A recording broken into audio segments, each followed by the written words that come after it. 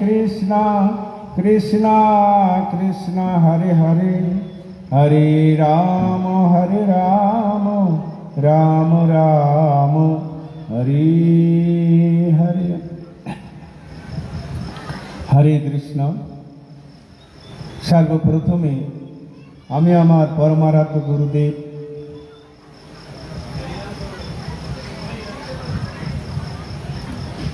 ও অষ্টোত্তর শত পরিব্রাজক আচার্য, যিনি আজকে নিত্যানন্দ প্রভুর প্রবর্তিত যে শ্রী শ্রী হরে কৃষ্ণ নামহট্ট প্রচার সারা বিশ্বে করে চলেছেন, সেই গুরুপাদ পদ্ম শ্রীশ্রীমৎ জয় পতাকা স্বামী গুরুদেবের পাদ পদ্ম বন্দনা করি। তৎপরে ইস্কন প্রতিষ্ঠাতা আচার্য শিল অভয় চরণারবিন্দ ভক্তিবেদান্ত স্বামী বহুপাদ, আমাদের পরম গুরুদেব, যিনি আজকে সারা পৃথিবীতে শ্রী চৈতন্য মহাপ্রভুর বাণী প্রচার করছেন।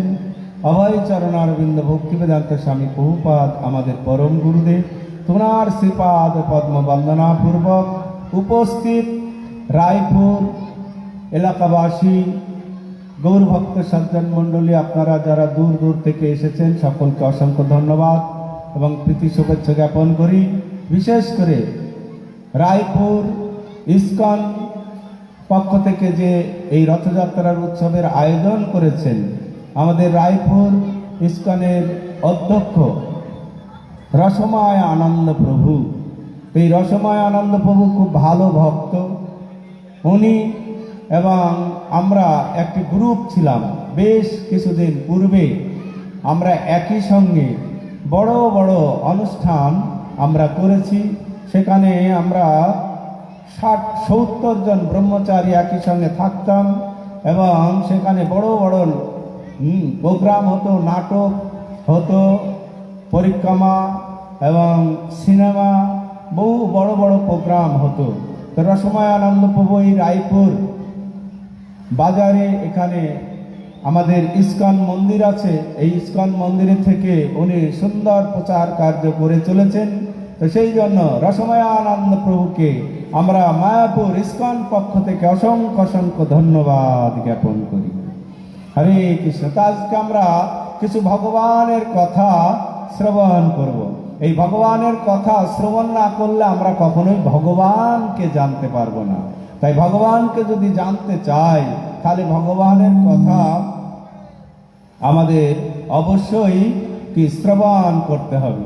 কেন শাস্ত্রে বর্ণনা করছেন যে অনুমান প্রমাণ নহে ঈশ্বর তত্ত্ব জ্ঞানে, ঈশ্বরের কৃপালেশ হয়েছে যাহারে, সেই তো ঈশ্বর তত্ত্ব জানিবারে পারে।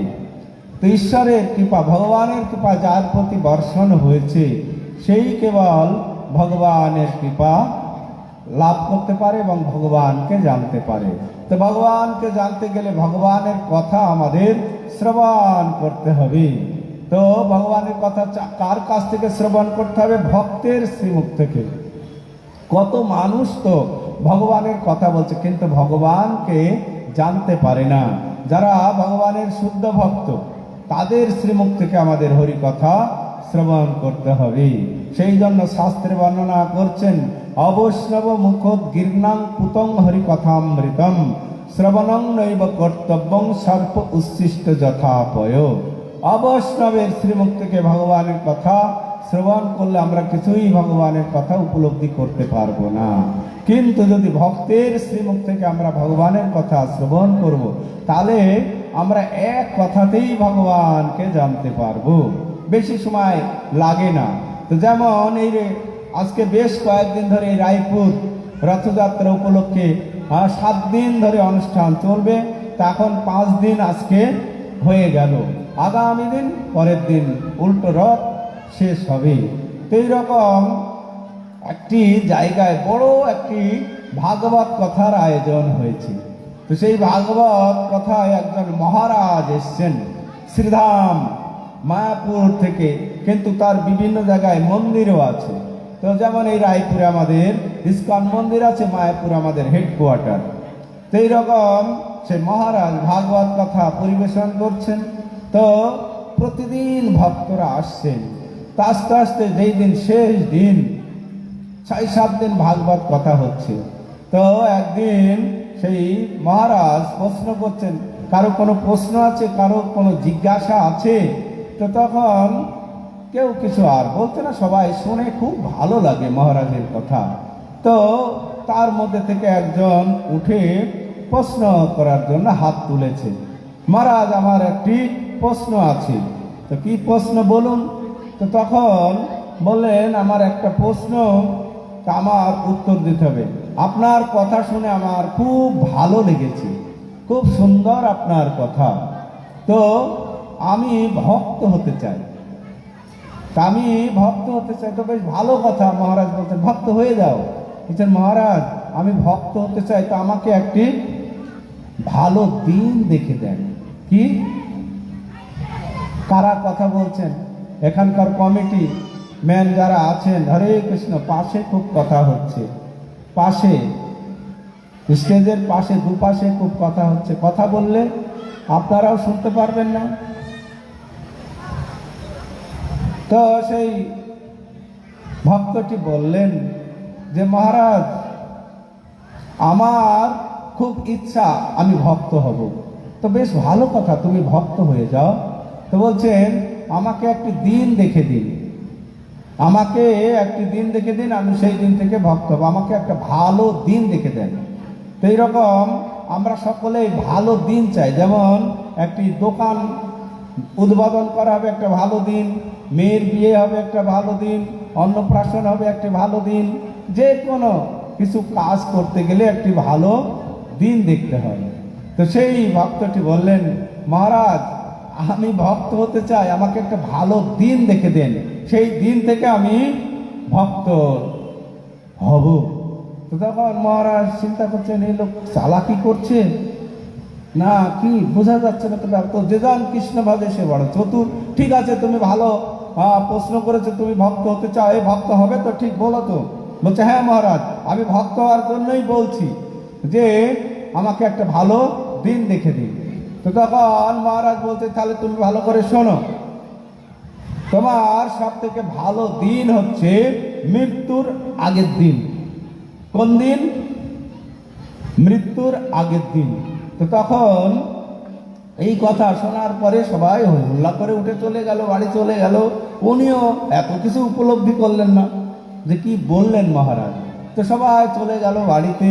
তো বাড়িতে গিয়ে সকালবেলায় ঘুমের থেকে উঠে তিনি চিন্তা করছেন যে আমাকে তো হরিভজন করতে হবে। মহারাজ কোন দিন থেকে হরিভজন করার কথা বললেন? কোন দিন থেকে? হ্যাঁ, মৃত্যুর আগের দিন থেকে। তো এই পাঁচটায় যদি কেউ আসেন, এই যারা বসে আছে খুব কথা বলছে, আসুন না, কেউ আসুন, এখানে কথা বলা বন্ধ করুন, ওদেরকে তুলে সামনের দিকে দিন। আসুন, কয়েকজন আসুন, এনারা কথা শুনছে না, শুধু কথা বলছে। আসুন, কয়েকজন আসুন। ওনারা বসে থাকলাম, ওনাদের সামনের দিকে দিন, ওই চেয়ারগুলো তুলে সামনের দিকে দিন, ওখানেই বসতে দিতে হবে না ওনাদেরকে।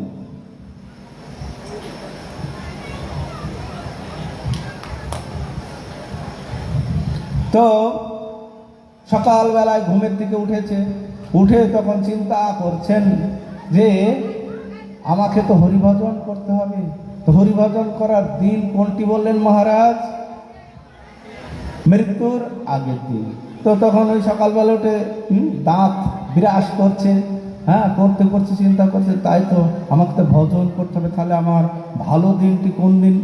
মৃত্যুর আগের দিন। তখন আমি তাহলে মরবো কোন দিন?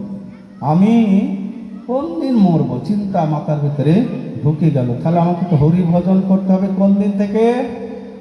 মৃত্যুর আগের দিন থেকে। তাহলে আমি মরবো কোন দিন আমি মরবো? এই চিন্তা। তো নিজে চিন্তা করে করে আর কুল কিনারা কিছু খুঁজে পাচ্ছেন না। তো তখন কি করবে মায়ের কাছে গিয়ে বলছেন, মা, মা বলো তো, তুমি তো আমাকে 10 মাস গর্ভে ধারণ করেছো, তো বলো তো মা, আমি মরবো কবে?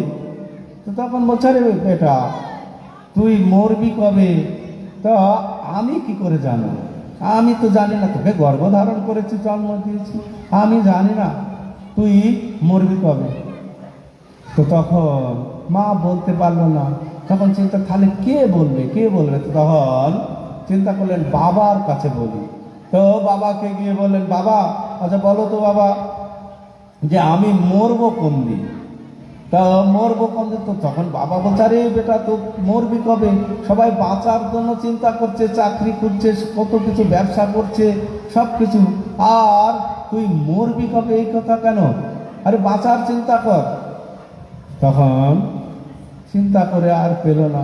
তো তখন চিন্তা করছে, হায় হায় কে বলবে যে আমি মরবো কবে? নিজে তো পারলই না। তো তখন বন্ধু বান্ধবের কাছে গিয়ে বলছে, আরে বন্ধু, হ্যাঁ বলতো আমি মরবো কবে? তখন বলছে, আরে এ তো পাগল হয়ে গেছে, রাশিতে ভর্তি করতে হবে। মানুষ বাঁচার জন্য লড়াই করছে, লড়াই লড়াই লড়াই চায়, লড়াই করে কি বাঁচতে চায়, এর মরার কথা চিন্তা, এ কবে মরবে সেই চিন্তা করছে। হাই হাই, এ তো মাথা খারাপ হয়ে গিয়েছে। তো তখন বলছে, আরে বাদ দে, বাঁচার জন্য চিন্তা কর, মরার জন্য চিন্তা করতে হবে না। তা আমাদের এই জগতে মৃত্যুটা হবে সকলের, কিন্তু মৃত্যুটা কিভাবে গ্রহণ করতে হবে সেটাই আমাদের জানতে হবে। এই জগতে পশু পক্ষীদের মতো মৃত্যুবরণ করা এই মনুষ্য জীবনের উদ্দেশ্য নয়। মনুষ্য জীবনের উদ্দেশ্য হচ্ছে ভগবত চিন্তা করতে করতে করতে মৃত্যুবরণ করা, তাহলে আমরা ভগবানের কাছে ফিরে যেতে পারবো। তো তাই ভগবত গীতায় বলছেন, অন্তকালে চ মামেব স্মরণং মুক্তকালে বরম য প্রায়তি স মদ্ভাবং জাতি নাস্তস্ত্র সংশয়। তো অন্তকাল, আমাদের অন্তকাল আসবে। এই অন্তকালে চ মামেব স্মরণং মুক্তকালে বরম। তো অন্তকালে মৃত্যুর সময় যদি আমরা ভগবানকে চিন্তা করতে করতে মৃত্যুবরণ করি, তাহলে নিশ্চিত রূপে আমরা ভগবানের কাছে ফিরে যাব। তো তখন সে আর কারোর কাছে উত্তর পেল না যে আমি মরব কবে। আপনারা বলুন, এর মধ্যে থেকে কতজনা কত প্রশ্ন করছে, কত কথা বলছে, কত কিছু। এইবার দেখে তো বলুন, কে কবে মরবেন? মরবেন কবে জানেন কেউ? এখানে বললাম যে এই বাচ্চাগুলোকে বা কিছু কথা হচ্ছে, ওরা তো খেলাধুলা করছে, মাইন্ডটা কি হচ্ছে ওই কথার দিকে চলে যাচ্ছে, বুঝতে পারছেন? আপনারা কমিটির যারা আছেন এখানে ভদ্রলোক, একটু ওদেরকে একটু দূরে নিয়ে যান, তাহলে কথাগুলো একটু শুনতে পাবেন। আপনারা তো যাচ্ছেন এই থামরে। বালক সতত রহে ক্রীড়ায় মগন, যুবক সতত চাহে যুবতী মিলন, বৃদ্ধ সদা হইতেছে মৃত্যু ভয়ে ভীত, ব্রহ্মের পরম তত্ত্বে কেহ নাহি রত, ভজ ভজ মূঢ় মতে ভজছি কৃষ্ণ চরণ, কেহ না রক্ষিবে কাছে আসিলে মরণ। তো বালক, একটা বাচ্চা খেলাধুলা পেলে সে কোথায় কি হচ্ছে সে ভাববে নাকি? সে খেলাধুলাতেই মত্ত হয়ে যাবে। ওই যা রেখে গেল আবার তাই হয়ে গেল, যেমন হচ্ছিল তেমন এই 1 মিনিট পরেই দেখবেন। বালক সতত রহে ক্রীড়ায় মগন, যুবক সতত চাহে যুবতী মিলন। একটা যুবক একটা যুবতীর সঙ্গ কামনা করছে, আর বৃদ্ধ সবসময় মৃত্যু ভয়ে ভীত। এই ধর রে, আমি পড়লাম রে, গেলাম রে, মৃত্যু ভয় সবসময়। ব্রহ্মের পরম তত্ত্বে কেহ নাই রত। ব্রহ্ম মানে ভগবানের শিক্ষা, ভগবানের চিন্তায় কেউ রত নেই। তাই বললেন, ভজ ভজ মূঢ় মতে ভজছি কৃষ্ণ চরণ, কেহ না রক্ষিবে কাছে আসিলে মরণ। তো আমাদের মরণ আসবে। তো সেই ছেলেটি আমি যে মরব কবে কেউ উত্তর দিতে পারলো? আপনারা এত ভক্ত আছেন এখানে, বলুন তো আমি মরব কবে? জিজ্ঞাসা করুন নিজেকে, অন্যকে জিজ্ঞাসা করুন, কিন্তু আমরা কেউ বলতে পারবো না। কিন্তু মৃত্যু আমাদের অনিবার্য, অনিত্য সংসারে অবশ্য মরণ, না মরিয়া চিরজীবী আছে কনজন, মৃত্যুর উৎপত্তি হয় জনমের সাথে, আজি কিংবা কালি কিংবা শত বৎসরেতে, একমাত্র সংসারে হরিনাম কর সার। কি বলা হলো ভাই? একমাত্র সংসারে হরিনাম কর সার, হরিনাম বিনা সংসারে সকলই অসার। তো অনিত্য সংসারে অবশ্য মরণ, অনিত্য সংসার। এই জগৎটা নিত্য নয়। এখন আছে, আমি আজকে আছি, কালকে সূর্য ওঠা দেখব সেটা নিশ্চিত নয়, সূর্য ওঠা না দেখতে পারি সকালে। তো অনিত্য সংসার, এই অবশ্য মরণ, না মরিয়া চিরজীবী আছে কমজন। না মরিয়া চিরজীবী কেউ আছে এই জগতে? কেউ নেই। না মরিয়া চিরজীবী আছে কমজন। মৃত্যুর উৎপত্তি হয় জন্মের সাথে। যখন আমাদের জন্ম হয়েছে তখন আমাদের মৃত্যুরও উৎপত্তি হয়েছে। মৃত্যুর উৎপত্তি হয় জন্মের সাথে, আজি কিংবা কালি কিংবা শত বৎসরেতে। তা আজকে হতে পারে, কালকে হতে পারে, 100 বছর বাঁচতে পারি। তো আজি কিংবা কালি কিংবা শত বৎসরেতে একমাত্র সংসারে হরি নাম কর সার। হরি নাম বিনা ভাই সংসারে সকলই অসার। আমাদের হরিনাম করতে হবে। তখন সেই ভক্তটি চিন্তা করলো, তাহলে আমি মরবো কবে? কেউ যখন উত্তর দিতে পারলেন না, এর উত্তর একমাত্র সেই গুরুদেবী দিতে পারবেন। সেই মহারাজ, যে মহারাজ আমাকে বলেছিলেন যে আমার সব থেকে ভালো দিন কোনটি? মৃত্যুর আগের দিন। তো কেউ তো বলতে পারলো না মৃত্যুর আগের দিন কোনটি। তো তখন সে সকালবেলায় 2-3 দিন বাদে কেউ যখন বলতে পারলেন না, তখন সকালে স্নান আদি করে এই গ্রাম থেকে 2-3টে গ্রাম পরে সেই মহারাজ একটি আশ্রমে আছেন শুনতে পেলেন। তো সঙ্গে সঙ্গে ছুটে গেলেন। তো গিয়ে দেখছেন সেই মহারাজ গুরুও বটে তিনি। তো ভগবানের আরতি করছে ভোর বেলায়। সংসার দাবা নললি হলো কো, ত্রণায় কারণ্য ঘনা ঘনাতম, প্রাপ্তস্য কল্যাণ গুণার্ণবস্য, বন্দে গুরুচি চরণারবিন্দাম। হরে কৃষ্ণ হরে কৃষ্ণ কৃষ্ণ কৃষ্ণ হরে হরে, হরে রাম রাম রাম হরে হরে। আরতি করছেন সকালে, মঙ্গলা আরতি। তো যে গৃহে, যে বাড়িতে প্রতিদিন মঙ্গলা আরতি হয় ভগবানের, সেই গৃহের মঙ্গল হয়। আর যে গৃহে, যে বাড়িতে মঙ্গল আরতি হয় না, ভগবানের আরাধনা হয় না, সকালে ঘন্টা বাজে না, শঙ্খ বাজে না, সেই গৃহের কখনো মঙ্গল হতে পারে না। যদি দেখা যাচ্ছে যে বাড়িতে, আপনারা পরীক্ষা করে দেখবেন, যে বাড়িতে 7টা 8টা 9টা অবধি ঘুমাচ্ছে, সেই বাড়িতে শনির দশা, রাহুর দশা, কেতুর দশা ধরে যায়, শেষে মরণ দশা। সেই গৃহে দেখবেন রোগ শোক আদি ব্যাধি, কেস খামারি, কত যে কিছু লেগেই আছে, শরীর ভালো যাবে না। কেন? সকালে তারা ওঠে না। তো সকালে সকালে আমাদের ব্রহ্ম মুহূর্ত সময় উঠতে হয়। ব্রহ্ম মুহূর্ত মানে সূর্য ওঠার 1.5 ঘন্টা আগে বলা হয় ব্রহ্ম মুহূর্ত সময়। সেই সময়টা হচ্ছে সাধন ভজনের সময়, আধ্যাত্মিক অনুশীলন করার সময়। সেই সময় উঠতে হয়, উঠে স্নান আদি করে ভগবানের আরতি করতে হয়। তো সেই মহারাজ আরতি করছেন। তো সেই ব্যক্তি তখন সকালে ভোর ভোর গিয়ে দেখছেন গুরুদেব আরতি করছেন। তো আরতি দর্শন করলেন। দর্শন করে তখন দাঁড়িয়ে আছে। তখন আরতি যখন শেষ হলো, তখন সেই গুরুদেব বলছে, আরে বাবা তুমি? তখন হ্যাঁ গুরুদেব, আমি বড় চিন্তাগ্রস্ত হয়ে গিয়েছি। বলছে কেন গো?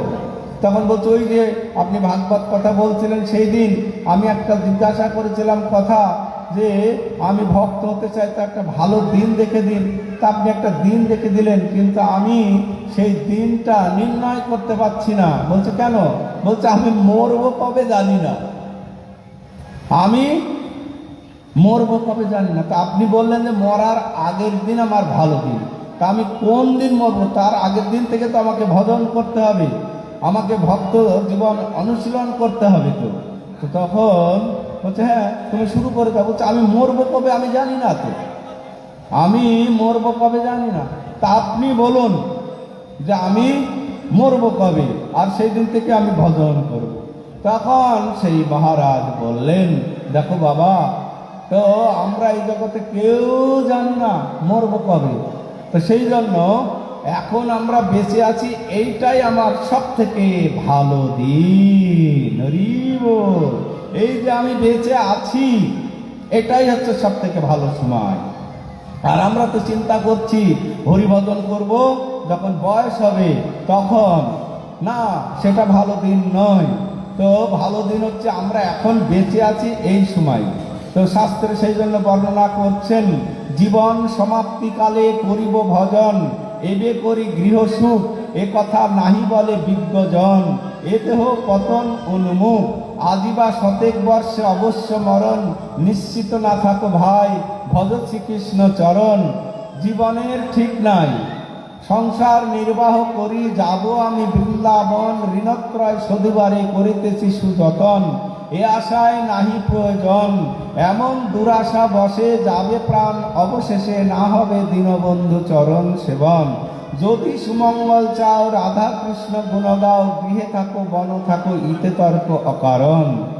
তো আমরা মনে করছি জীবন সমাপ্তিকালে যখন বয়স হবে তখন হরিভজন করব। আরে আমার বয়স হবে গ্যারেন্টি দেবে কে?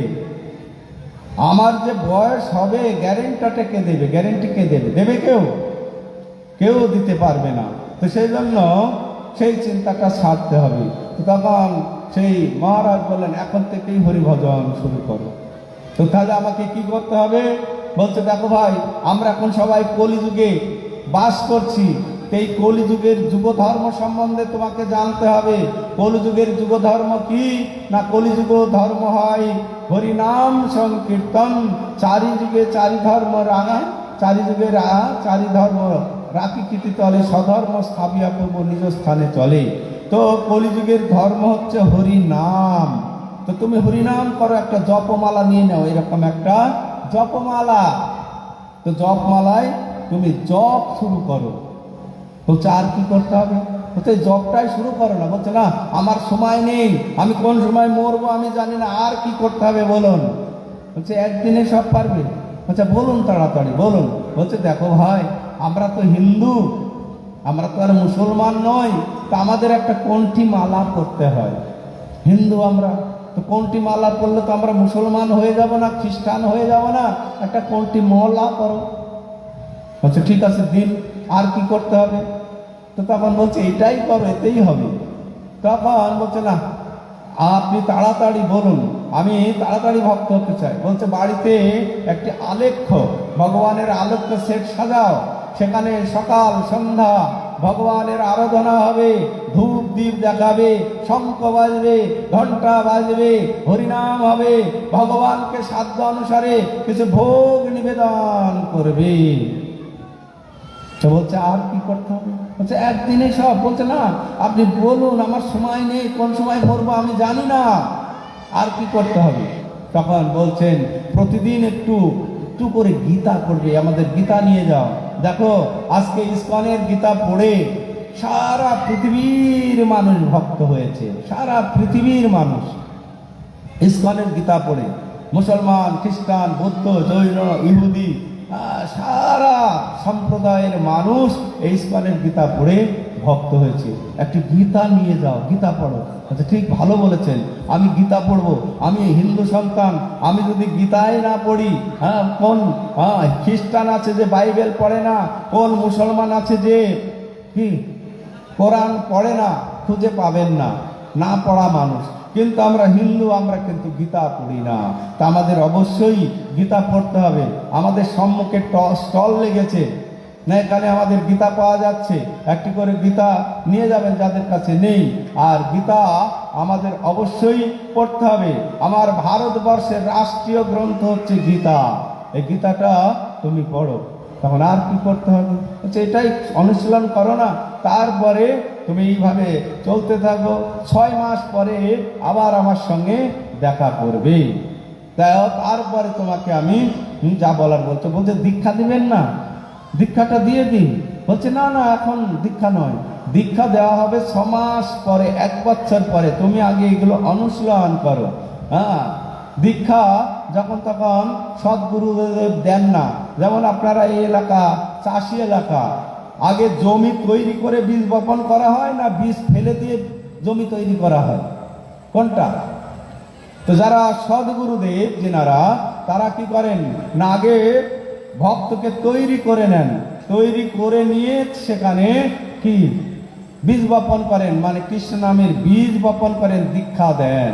আর এরকম অনেক লোকাল গুরুদেব আছে, তারা শুধু দীক্ষাই দিয়ে বেড়াবে। আপনি কি করবেন না করবেন, কে ভগবান, কি হরিনাম করতে হবে না কি করতে হবে কিচ্ছু বলবে না, শুধু দীক্ষাটা দিতে হবে। তো এইরকম দীক্ষা যদি দিনে 10 বার নেওয়া যায়, দিনে 10 বার, কিচ্ছু কাজ হবে না। কেন? সে আগেও যেমন ছিল এখনো তেমনই থেকে যায়, বরং গুরুদেব আরো পাপ কার্যে লিপ্ত করে ফেলে। গুরুদেব এসে বলছে এই দীক্ষাটা নিয়ে নে রে, এই লোকাল গুরু আছে কিছু লোকাল গুরু, এই দীক্ষাটা নিয়ে নে। না না, আমি দীক্ষা নিতে পারবো না। কেন? এই ইস্কনের প্রচারের ফলে আজকে প্রায় মানুষ জানতে পেরেছে দীক্ষা নিলে একটু হরিনাম করতে হবে, আমাদের একটু আহার শুদ্ধি করতে হবে। না না, আমি এইসব খাওয়া দাওয়া ওই সমস্ত কিছু ছাড়তে পারবো না। তখন গুরুদেবী আর বলে, আরে খাওয়া দাওয়া ছাড়বি কেন রে? খাওয়া দাওয়া ছাড়তে হবে তো, যা ইচ্ছা তাই খা। আত্মাকে কষ্ট দেয়া পাপ, তোর যা ইচ্ছা তুই তাই খা, দীক্ষাটা নিয়ে নে। গুরুদেব লাইসেন্স দিয়ে দিল।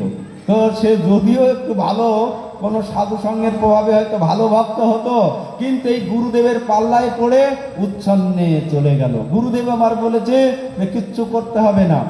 গুরুদেব বলেছেন কি, কিচ্ছু করতে হবে না, যা ইচ্ছা তাই খা, যা ইচ্ছা, শুধু দীক্ষাটা নেই। এদের যা পাল্লায় পড়ে কি হলো না, তার জীবনটা নষ্ট হয়ে গেল। তখন সেই ভক্ত বাড়িতে গিয়ে হরিনাম করতে লাগলেন, ভগবানের আরাধনা করতে করতে করতে সুন্দর যখন ভক্ত হয়ে গেল, তখন গীতা ভাগবত পড়তে লাগলেন, সমস্ত ভক্তি তত্ত্ব সমস্ত জানতে পারলেন। আর এই ভক্তি জগতে আসতে গেলে আমাদের চাই শ্রদ্ধা। শ্রদ্ধা না থাকলে আমরা ভক্তি জগতে প্রবেশই করতে পারবো না। সেজন্য শাস্ত্রে বর্ণনা করছেন, শ্রদ্ধাবান জন হন ভক্তি অধিকারী, উত্তম মধ্যম কনিষ্ঠ শ্রদ্ধা অনুসারী।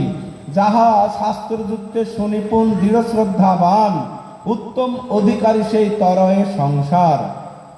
শাস্ত্রযুক্তি নাহি জানি দৃঢ় শ্রদ্ধাবান, মধ্যম অধিকারী সেই মহাভাগ্যবান।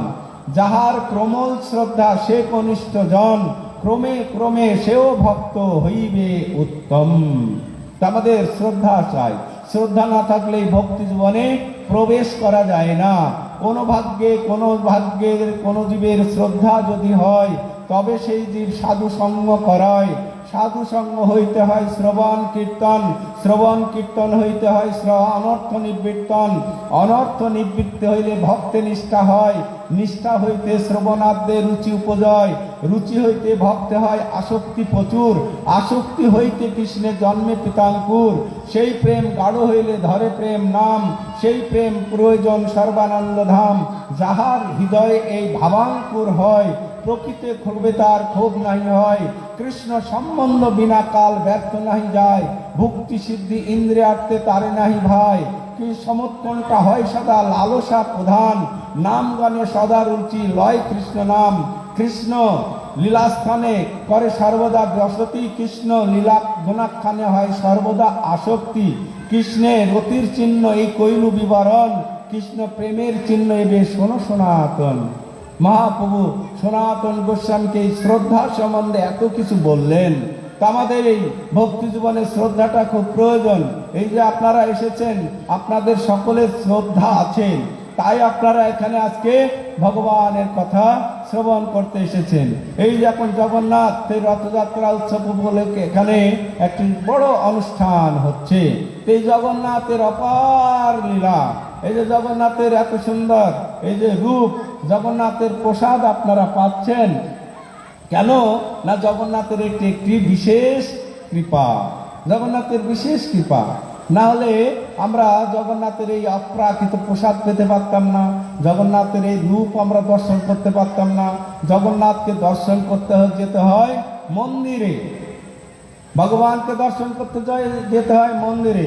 কিন্তু জগন্নাথ এই 7 দিন দেখুন মন্দির থেকে বাইরে চলে এসেছেন, মন্দির থেকে কি বাইরে ভগবানকে দর্শন করতে যেতে হয়, আর ভগবান এখন ভক্তকে দর্শন করতে আসছেন। কত কৃপালু জগন্নাথ। এইভাবে দেখা যায় জগন্নাথের অনেক অনেক লীলা পুরীধামে হয়েছে। তা আমরা দু একটা জগন্নাথের লীলা কথা আমরা শ্রবণ করব, যেহেতু এখন জগন্নাথের রথযাত্রা উৎসব চলছে, সেই জগন্নাথের লীলা কথা দু একটি আমরা শ্রবণ করব। এক সময় যখন জগন্নাথের এই বিগ্রহ এবং মন্দির স্থাপনা হবে, তখন রাজা ইন্দ্রদম্য চিন্তা করলেন যে আমি ভগবানের একটি সুন্দর মন্দির প্রতিষ্ঠা করব এবং ভগবানের আরাধনা করব, কিন্তু কোন রূপে ভগবানকে আমি ভজনা করব। তখন চিন্তায় পড়ে গেলেন। তো তার একটি মন্ত্রী ছিল, তার নাম বিদ্যাপতি। তো সেই বিদ্যাপতিকে বললেন, মন্ত্রীবর আপনি দেখুন ভগবান কোথায় আছে, ভগবানের কি রূপে আমি সেবা পূজা করব। তো তখন চিন্তা করতে লাগলেন সেই বিদ্যাপতি। বললেন, ঠিক আছে মহারাজ, আমাকে কিছুদিন সময় দিন, আমি দেখি চেষ্টা করে। তখন সেই বিদ্যাপতি বেরিয়ে পড়লেন। বেরিয়ে ঘুরতে ঘুরতে ঘুরতে নীলগিরিতে পৌঁছালেন। তো নীলগিরি পৌঁছিয়ে একটা শবর পল্লীতে পৌঁছিয়ে গেলেন, শবর পল্লীতে। তো সেই শবর পল্লীতে সেখানে গিয়ে এখন সন্ধ্যা হয়ে গেল, এখন কোথায় যাবেন? তখন একটা শবরের বাড়িতে আশ্রয় নিলেন।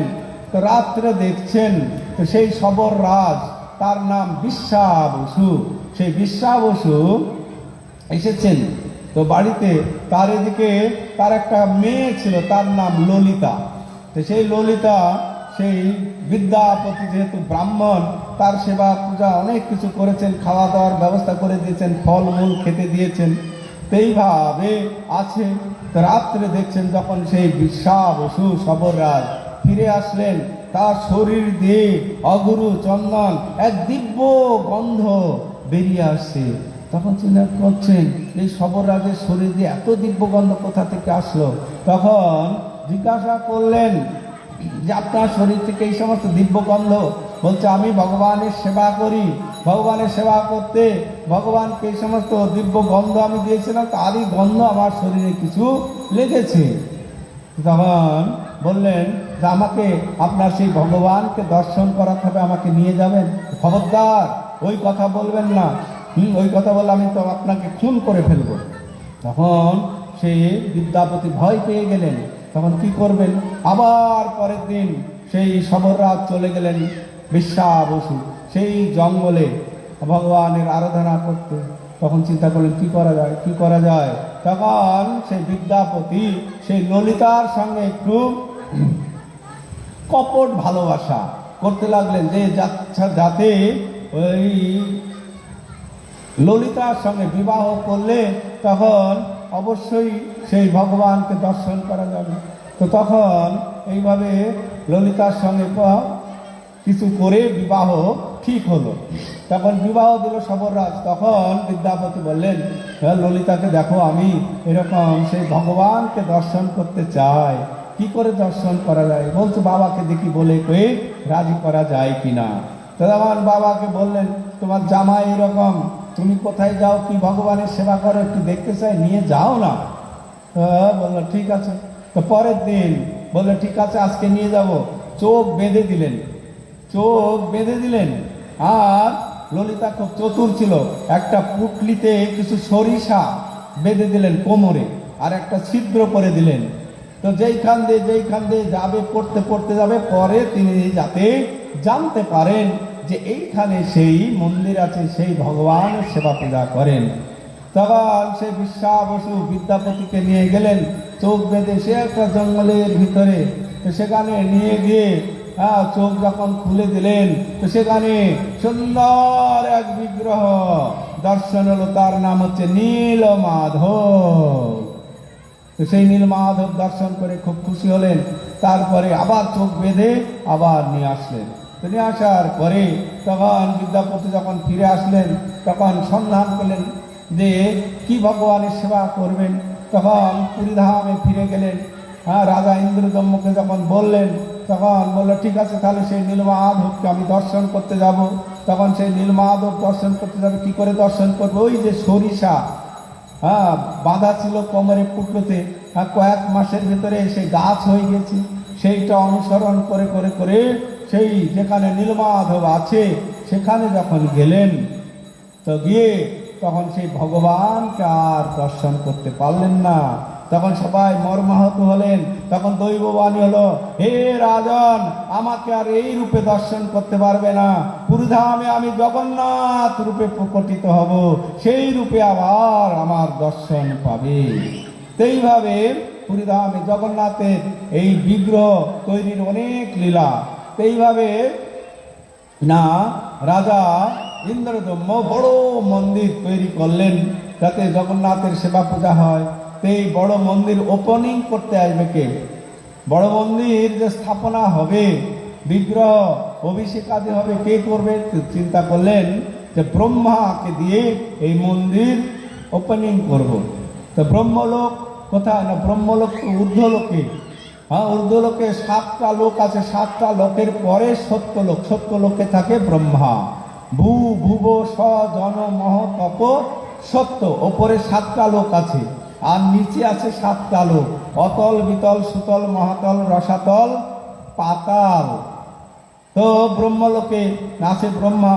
তো সেখানে আনতে গেলেন সেই রাজা ইন্দ্রদম্ভ রাজা। তো ওখানে গিয়ে আসতে অনেক কয়েক লোক পার হয়ে যেতে হবে, অনেক সময় লেগে গেল। আর এদিকে যে মন্দির বানিয়েছিল সেই মন্দির বালুতে ঢাকা পড়ে গিয়েছে। এক সময় একটা রাজা, সেই রাজার নাম ছিল কলিঙ্গরাজ। তো সেই কলিঙ্গরাজ ওইখান দিয়ে ঘোড়ার পিঠে যেতেছিল।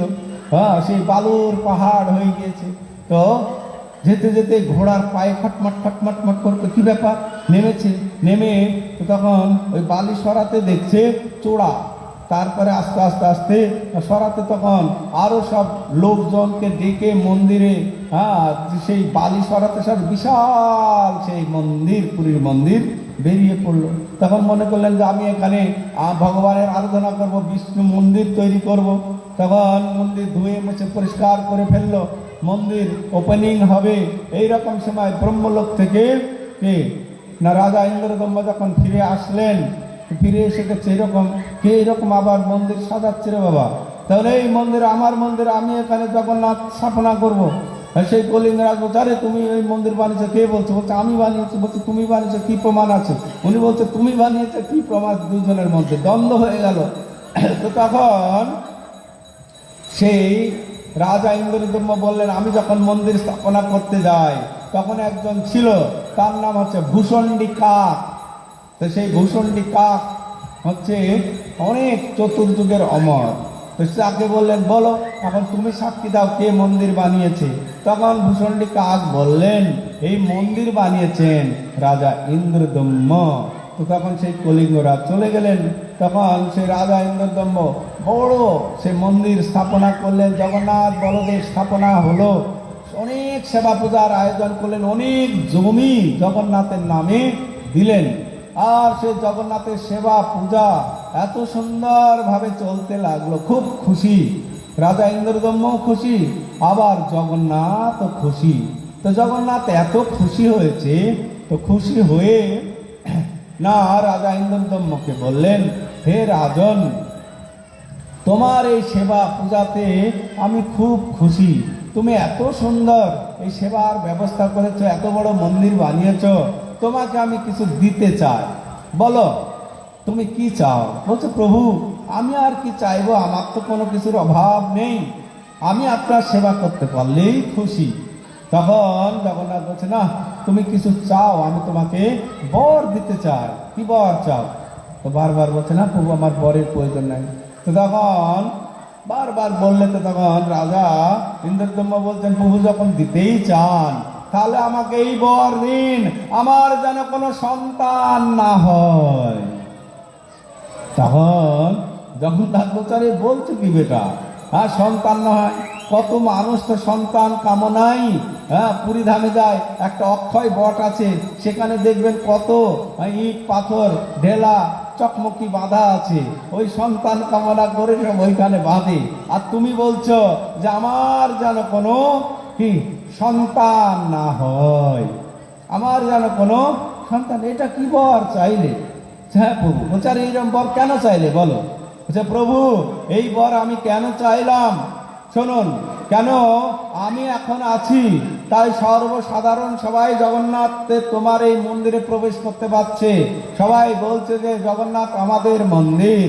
কিন্তু যখন আমার কোনো সন্তান হবে তখন সেই সন্তান দাবি করবে এই মন্দির আমার পিতার মন্দির, তার সন্তান হবে, বলবে আমাদের এই বংশধরের মন্দির, তখন সর্বসাধারণের আর কোনো অধিকার থাকবে না।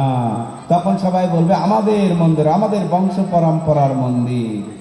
তাই আমি কোনো সন্তান চাই না।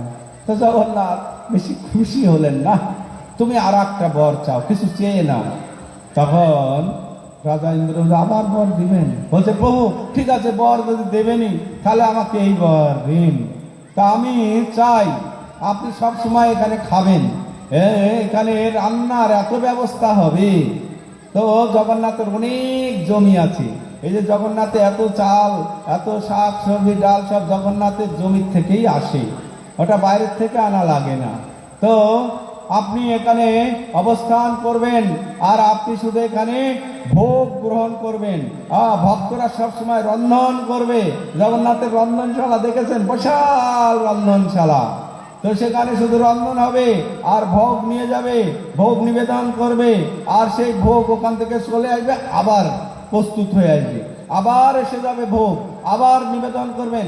আপনার ভোগ সরাতে সরাতে না সরাতেই আবার চলে আসবে, আসমন দেবে, হাত ধোয়াবে, আবার এসে হাত শুকাতেই পারবে না, আপনি শুধু এখানে ভোজন করবেন। বলছে এই একটা কি বর চাইলে রে বাবা, এরকম হয় না? বলছে না প্রভু, এটাই আপনাকে করতে হবে। কেন এরকম বর চাচ্ছ? বলছেন প্রভু এই কলিযুগের মানুষ বড় অধপতিত, এরা যাগ যজ্ঞ তপস্যা ধ্যান ধারণা এমনকি হরিনামও করবে না। তাই প্রভু এই কলিযুগের মানুষ আপনার এই মন্দিরে আসবে, আপনাকে দর্শন করবে, আর দর্শন করেই সুন্দর মহাপ্রসাদ পাবে, যে প্রসাদে পুরে সর্ব আশা। তো তাই আপনার প্রসাদ পেয়েই তারা উদ্ধার হবে। তো তেমনি দেখুন এই জগন্নাথ মন্দির থেকে বেরিয়ে এসছে, আর এখানে আছে 6 দিন হয়ে গেল, 7 দিন আগামী দিন, আর রসময় আনন্দ প্রভু কত সুন্দর মহাপ্রসাদের ব্যবস্থা করেছেন।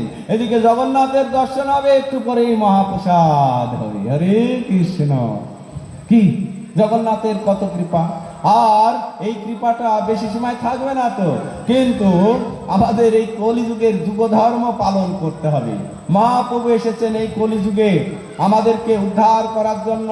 সেই ব্রজেন্দ্র নন্দন শ্রীকৃষ্ণ যথেষ্ট বিহারী কৃষ্ণ করে অন্তর্ধান, অন্তর্ধান করি কৃষ্ণ করে অনুমান, চিরকাল নাহি করি প্রেম ভক্তি দান, প্রেম ভক্তি বিনা নহে কলি জীবের অবস্থান, সকল জগতে মরে করে বিধি ভক্তি, বিধি ভক্তি বোঝভাব পাইতে নাহি শক্তি।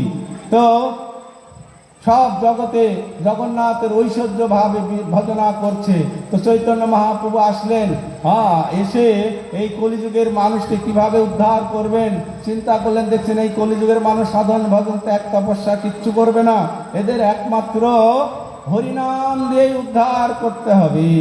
তো সেই জন্য চৈতন্য মহাপ্রভু আমাদের জন্য অন্য কিছু নিয়ে আসলেন না, কি নিয়ে আসলেন? গোলকের প্রেম ধন হরিনাম সংকীর্তন, নিয়ে এসে জীবের কারণ। গোলকের প্রেম ধন হরিনাম নিয়ে এসছেন শ্রীকৃষ্ণ চৈতন্য প্রভু, জীবে দয়া করি সপার্ষদ শিওধাম সহবতরি। সেই শ্রীকৃষ্ণ এই কলিযুগে কি চৈতন্য মহাপ্রভু রূপে আসলেন। শুধু একা আসলেন না, সপার্ষদ স্বীয় ধাম, সেই বৃন্দাবন ধাম নিয়ে এই নবদ্বীপে অবতীর্ণ হলেন। আপনারা যদি নবদ্বীপ মণ্ডল পরিক্রমায় যাবেন, এই বছর রসময় আনন্দ প্রভু নিয়ে যাবেন নাকি? কত? 500 নবদ্বীপ মণ্ডল পরিক্রমায় 500 যাবে তো? 500 ভক্ত অন্তত রায়পুর থেকে যাবেন নবদ্বীপ মণ্ডলে, গিয়ে দেখবেন ওখানে সেই বৃন্দাবন ধাম পূরব রহস্য লীলা এবে প্রভু প্রকাশিলা। সেই বৃন্দাবন ধাম এই নদিয়া, নাচেরে নাচেরে নিতাই গৌর যমুনিয়া, সেই বৃন্দাবন ধাম এই নদিয়াতে এসে গিয়েছে। আপনারা যাবেন তো সেই নদিয়ায় ভগবান এসে আমাদের জন্য কি নিয়ে আসলেন? তিনি খালি হাতে আসলেন না, আমাদের জন্য কি নিয়ে আসলেন না অত্যন্ত দুর্লভ প্রেম করিবারে দান, শিখায়ে শরণাগতি ভক্তের প্রাণ। অত্যন্ত দুর্লভ প্রেম, যে প্রেম ব্রহ্মা, শিব, ইন্দ্র, চন্দ্র, বরুণ, দুর্গা, কালী, মনসা, শীতলা কামনা করছে আর কান্না করছে, হায় হায় আমরা দেবতা হয়ে কি ঠকে গিয়েছি, আমরা মহাপ্রভুর দেওয়া এই কৃষ্ণ প্রেম থেকে বঞ্চিত। কিন্তু এই কলিযুগে এই মানুষ কত বড় ভাগ্যবান, এরাই মহাপ্রভুর দেওয়া কৃষ্ণ প্রেম লাভ করে তারা জীবন ধন্য করতে পারছে। হরি বল। তো চৈতন্য মহাপ্রভুর এই প্রেমের বন্যা আজকে সারা পৃথিবী প্লাবিত করে ফেলেছে। চৈতন্য অবতারে বহে প্রেমামৃত বন্যা, সব জীব প্রেমে ভাসে, পৃথিবী হইল দন্যা। এ বন্যায় জেনা ভাসে সেই জীব সার, কোটি কল্পেও তার নাহিক নিস্তার। চৈতন্য অবতারে বহে প্রেমামৃত বন্যা, সারা পৃথিবী কৃষ্ণ প্রেমের বন্যায় প্লাবিত হয়ে গেল। কিন্তু এই প্রেমের বন্যা অনেকে স্পর্শ করতে পারলো না। কারা স্পর্শ করতে পারলো না? মায়াবাদী কর্মনিষ্ঠ কুতার্কিকগণ, নিন্দুক পাষণ্য যত পড়ুয়া অধম, সেই সব মহাধক্ষ ধাইয়া পালাইল, তা সবারে প্রেম বন্যা সুইত নারিল। তাহলে কি মহাপ্রভু করেন চিন্তন? এত ভাবে মহাপ্রভু পাতিল কিছু রঙ্গ, এত ভাবে মহাপ্রভু করেন চিন্তন। সন্ন্যাস আশ্রম প্রভু কইলা গ্রহণ। মহাপ্রভু সন্ন্যাস আশ্রম গ্রহণ করলেন, করে তিনি সারা ভারতবর্ষ প্রভুভাবন করে কৃষ্ণ প্রেম বিতরণ করলেন। শুধু ভারতবর্ষের মানুষ আজকে গ্রহণ করলেন না, মহাপ্রভু ভবিষ্যৎবাণী করেছিলেন, পৃথিবীতে আছে যত নগর আদি গ্রাম, সর্বত্র প্রচারিত হইবে মোর নাম। সারা পৃথিবীতে মহাপ্রভু বলেছিলেন হরিনাম হবে। আজকে বর্তমান সেটা হচ্ছে, আপনারা দেখলেই দেখতে পারবেন। সিধা মায়াপুর আসুন, বৃন্দাবন আসুন, দেখুন। আর বৃন্দাবন মায়াপুরে যেতে হবে না, আপনার সঙ্গে মোবাইল আছে, মোবাইল খুলুন, মোবাইলে সারা পৃথিবীর খবর আপনি জানতে পাচ্ছেন। শুধু মোবাইলে টাচ করুন, যে America ISKCON temple, Russia ISKCON temple, Japan, German, Ukraine, Russia, যেখানে আপনি চান দেখুন সেখানে ভক্তবৃন্দ বিদেশি, তারা কোনোদিন হিন্দু ছিল না, 14 পুরুষে কোনোদিন ভগবান শ্রীকৃষ্ণের নাম তারা কানে শ্রবণ করেনি। আজকে তারা মুসলমান খ্রিস্টান হয়ে কত সুন্দর গলায় মালা পরেছে, কত সুন্দর ঊর্ধ্বপুণ্ড তিলক, হাতে জপমালা, তারা কত সুন্দর কৃষ্ণ প্রেমে বিভোর হরিনাম করছেন। হরে কৃষ্ণ হরে কৃষ্ণ কৃষ্ণ কৃষ্ণ হরে হরে, হরে রাম হরে রাম, রাম রাম হরে হরে। হরিনামে তারা কৃষ্ণ প্রেমে পাগল। তো এই কৃষ্ণ প্রেম যেই লাভ করবে তার আর কোনো এই সংসার চিন্তা থাকবে না, তার আর এই জড়জগতে মরা বাঁচার চিন্তা করতে হবে না। তাকে ভগবান উদ্ধার করবেন, ভগবান তার চিন্তা গ্রহণ করবেন। তাই আসুন, এখানে সুন্দর একটি সুযোগ এসেছে। আপনারা বড় ভাগ্যবান এই রায়পুর নিবাসী। কেন ভাগ্যবান? এখানে দেখুন একটি আন্তর্জাতিক কৃষ্ণ ভাবনামৃত সংঘ গড়ে উঠেছে, ইসকন, তাই নয় কি? আর এখানে একজন একটা খুব সুন্দর ভালো ভক্তের আপনারা সঙ্গ পাচ্ছেন, আমাদের রসময় আনন্দ প্রভু। এবং মন্দিরে অনেক ব্রহ্মচারী আছে, সেখানে রাধা মদন গোপাল, কত সুন্দর বিগ্রহ। গিয়েছেন মন্দিরে? হাত তুলুন দেখি, কারা কারা গিয়েছেন?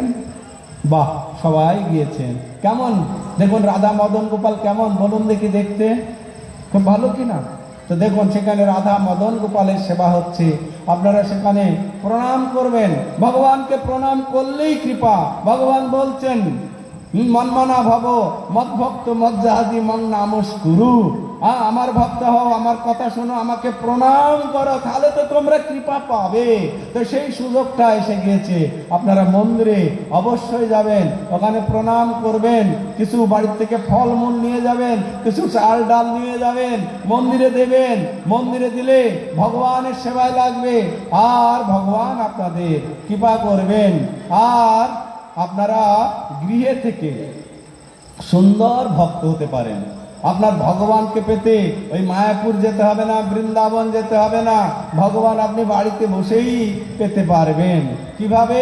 না, এই কলিযুগে ভগবানকে পাওয়ার সহজ উপায় শ্রী চৈতন্য মহাপ্রভু দিয়েছেন। কেন?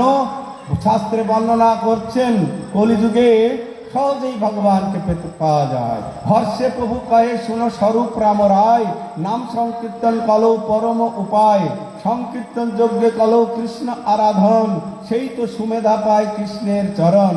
নাম বিনা কলিকালে নাহি আর ধর্ম, সর্বমন্ত্র সার নাম এই শাস্ত্র মর্ম। নাম বিনা কলিকালে আর কোনো ধর্ম নেই। কৃষ্ণ নাম হইতে পাবে সংসার, কৃষ্ণ নাম হইতে হবে সংসার মোচন, কৃষ্ণ নাম হইতে পাবে কৃষ্ণের চরণ। এত বলি এক শ্লোক শিখাইলাম ওরে, সেই শ্লোক কণ্ঠ করি করিও স্মরণে। হরে কৃষ্ণ কৃষ্ণ কৃষ্ণ হরে হরে, হরে রাম রাম রাম হরে হরে। ইতি ষোড়শকং নামনং কলিকল্মষ নাশনম, না তো পরতর উপায় সর্ববেদেষু দৃশ্যতে। এই কলিযুগে এই 16 নাম অক্ষর 32 অক্ষর যুক্ত হরিনাম ছাড়া উদ্ধারের কোনো উপায় নেই। সমস্ত বেদে বলতে, সমস্ত শাস্ত্রে বলছেন।